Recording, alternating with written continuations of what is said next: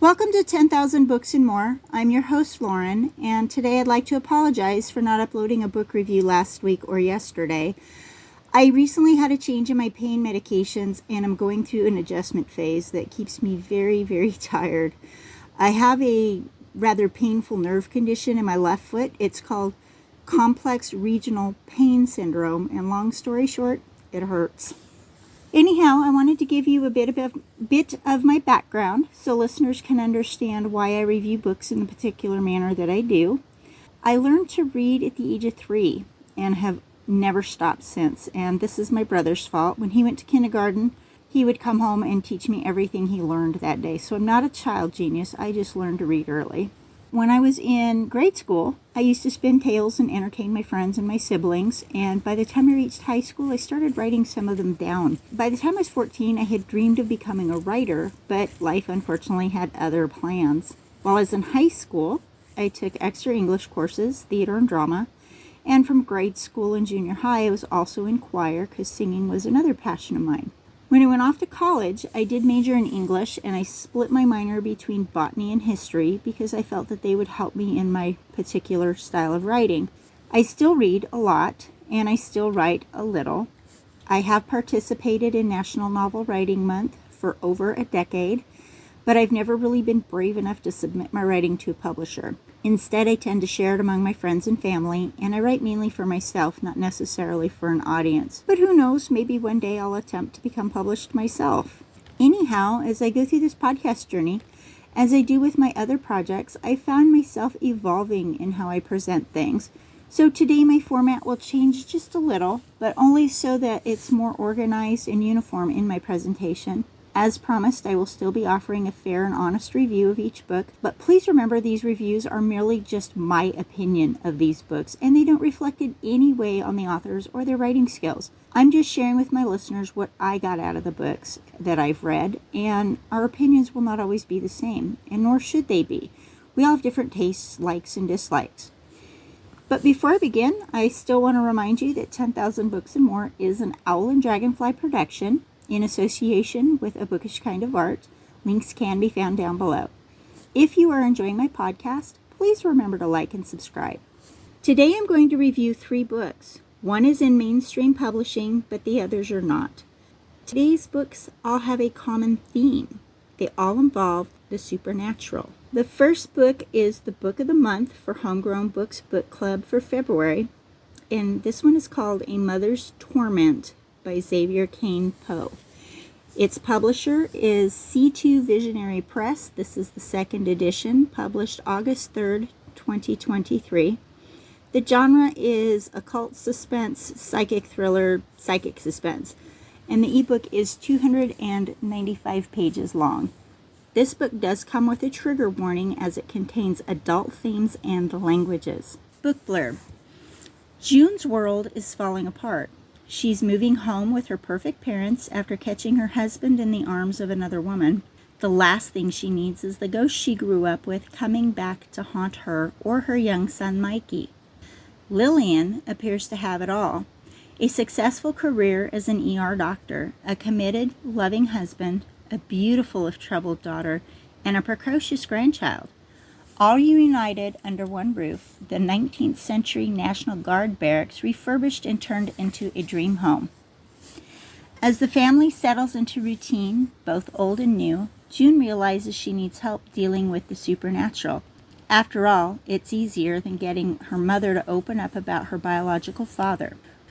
Recruiting the aid of the local eccentric, she begins her investigation. Hidden truths she reveals about the family may tear it apart more than any specter. The main characters, as you can tell from the book blurb, are June and Lillian. June is Lillian's daughter and is written in a very empathetic way. She loves her parents and her child, respects her parents' authority, but when she needs to, she does stand up for herself and what she believes in. She's a very sympathetic character who's intelligent as well as emotional, and she's very likable. Lillian is June's mother. She's somewhat strict and very rational, scientific sort of mind. And she comes off a bit cold at times and very clinical. But because she's an emergency room doctor, this makes lots of sense. She does love her family, but she believes in science and not the supernatural. June's character grows through the story, slowly evolving into a very strong protagonist. Lillian doesn't grow, but to tell you more on that would really just be giving away spoilers, so you'll have to read it to find out what happens with Lillian. The characters are well written and believable. The author presents fully fleshed out characters rather than cookie cutter or cliche flat characters. Even the side characters have personality, strengths and weaknesses, and strong convictions. June is the protagonist. She's struggling against the spirits she sees in the family home, and the twist ending will reveal who the true antagonist is, and again, telling you now would just be a spoiler. What I liked most about this book was how well researched the spiritual aspects were presented, and not just the supernatural, but also the Baptist and Catholic sides as well. There's a scene at one point where a Catholic priest says grace, and I was tickled to see that it was the same prayer that my grandparents, who were also Catholic, always presented when we ate meals at their home. I like the characters and how they interacted. I felt the pacing is spot on, keeps you turning the pages without it feeling rushed. And the setting feels very real and believable, and the locations are painted very eloquently without an overabundance of unnecessary words. I also like the fact that I could relate to June and her issues with her health and her depression. I felt genuine concern for June and her young son when the spirits would reveal themselves. And again, when her parents passed it off as her either being her imagination, something she dreamt, or part of her depression. The dialogue flowed very well, felt very natural. Nothing jarred me out of the story or felt as if it was inappropriate for the characters, and I didn't notice any grammatical errors or misspellings. Now, the part of the book that I really loved, not just liked, but loved, was this book came with the unexpected bonus of some beautiful sketches scattered throughout the novel that were created by a gentleman named Corey Galal, if I'm saying his name right. I hope I didn't slaughter it. His sketches really help make the characters feel even more real. They're just such a nice touch to this book. And as for the book itself, there wasn't anything I disliked. I gave it 5 out of 5 stars. A Mother's Torment can be found on Amazon for $5.99 for the ebook and $15.99 for the paperback. My next book is a very popular book that was originally published back in 1995, but I never got around to reading it till last week. Practical Magic is the first of a 4-book series written by Alice Hoffman and made into a movie starring Sandra Bullock and Nicole Kidman, as if you didn't already know that. I read the 25th anniversary edition. This ebook edition I read was published by Berkeley on the 5th of August of 2023. The ebook had 286 pages, and the genre is paranormal urban fantasy. For those who haven't read it, this book also comes with trigger warning. It deals with adult themes and language. Book blurb. For more than 200 years, the Owens women have been blamed for everything that has gone wrong in their Massachusetts town. Jillian and Sally have endured the fate as well. As children, the sisters were forever outsiders, taunted, talked about, pointed at. Their elderly aunts almost seemed to encourage the whispers of witchery, which their musty house and their exotic concoctions and their crowd of black cats. But all Jillian and Sally wanted was to escape. One will do so by marrying, the other by running away, but the bonds they share will bring them back, almost as if by magic. So our main characters are Sally and Julian Owens, 2 sisters who love each other fiercely and drive each other crazy. Sally is the older sister who's logical, practical, and sedate, especially when compared to her wildly spirited sister.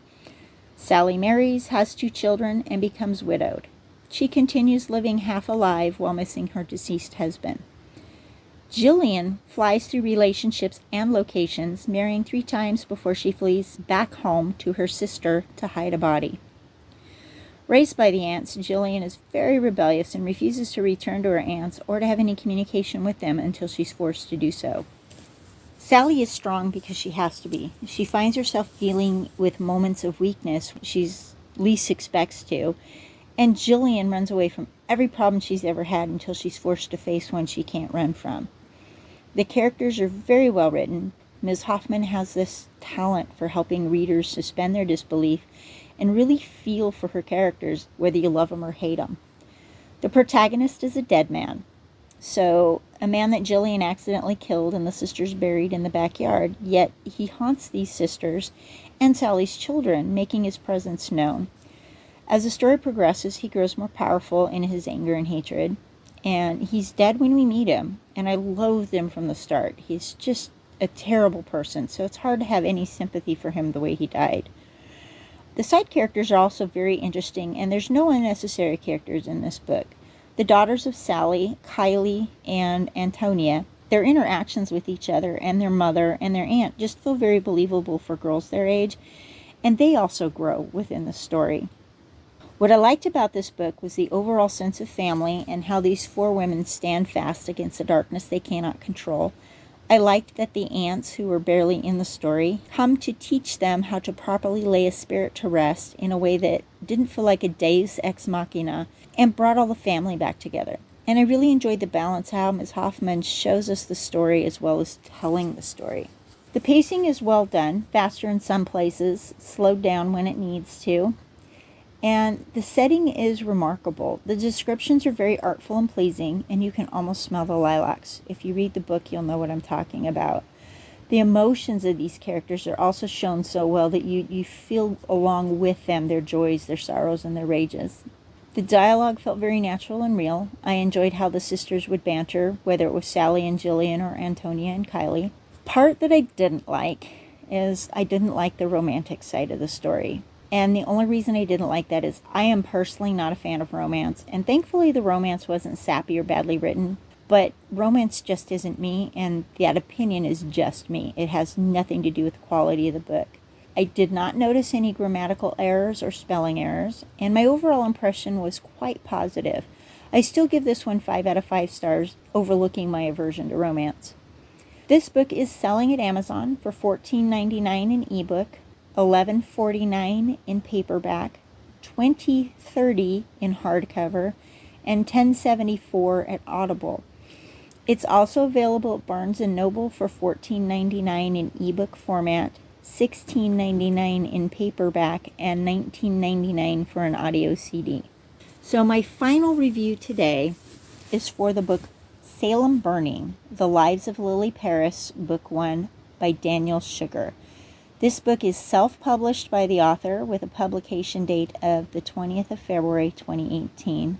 The ebook is 204 pages long. Its genre is magic romance and alternative history. So, trigger warning.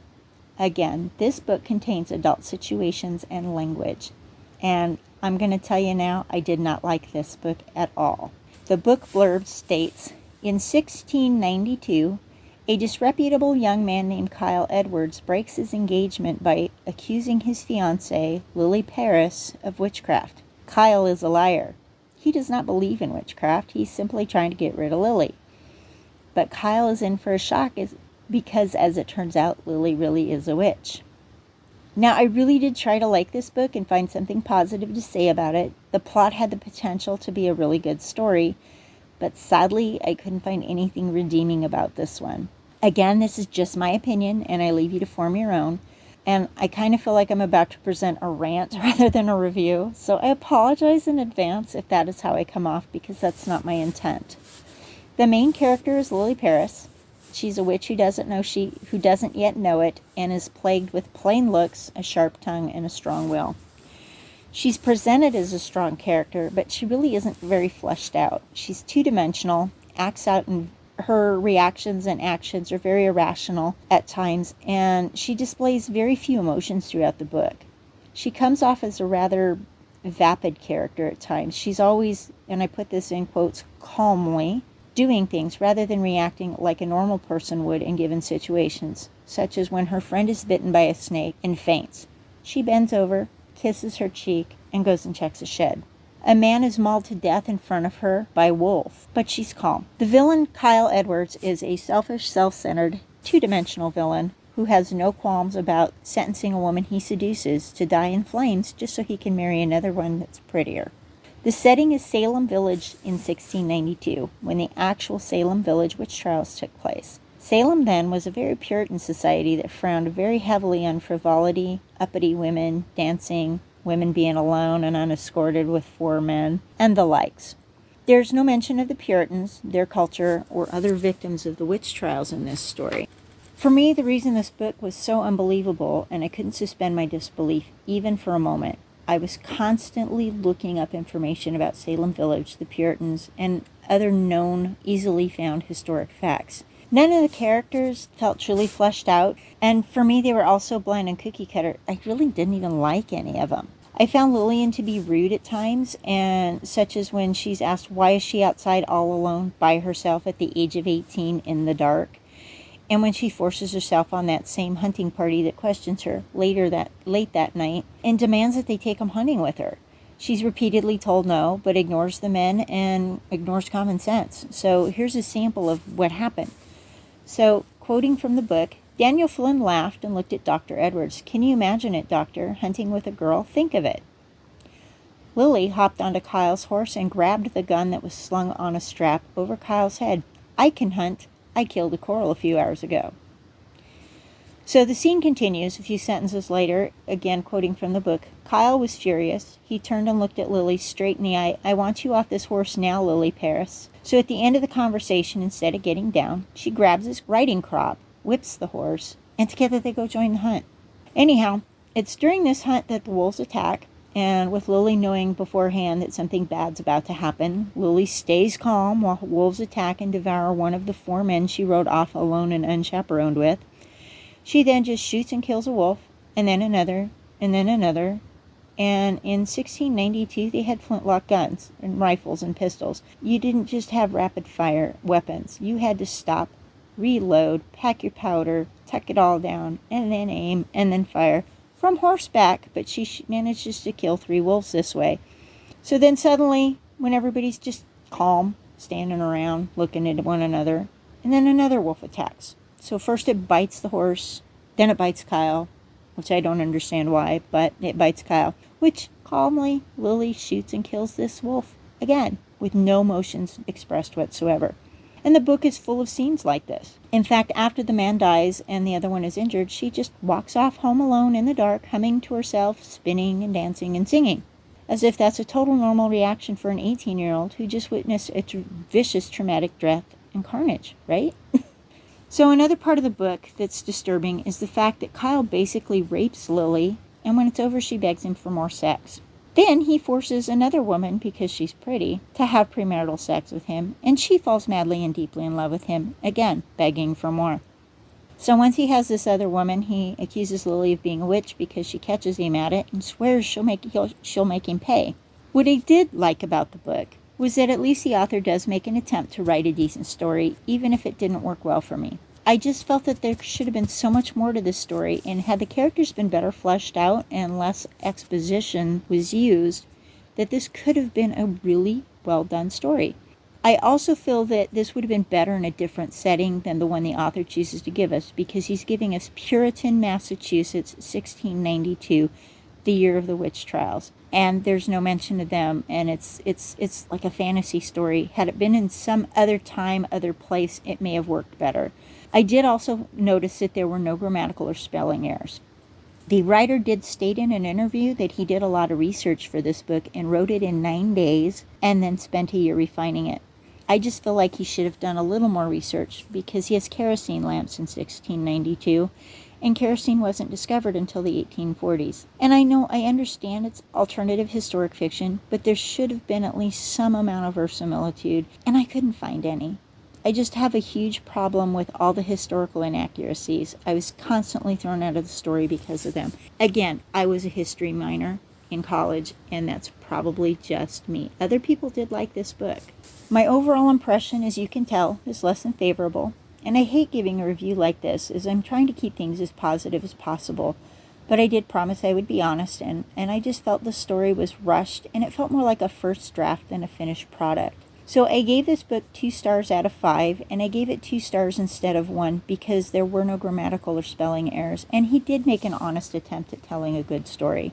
So if you are interested in this book, it is selling for 99 cents in ebook format and $12.99 in paperback. This story is also available through Kindle Unlimited for those who subscribe to that program. So next week, I will be reviewing a few books that fall under the creative nonfiction genre. As always, 10,000 Books and More is an Owl and Dragonfly production in association with A Bookish Kind of Art. If you like this podcast, please remember to like and subscribe. And until next time, peace and be safe.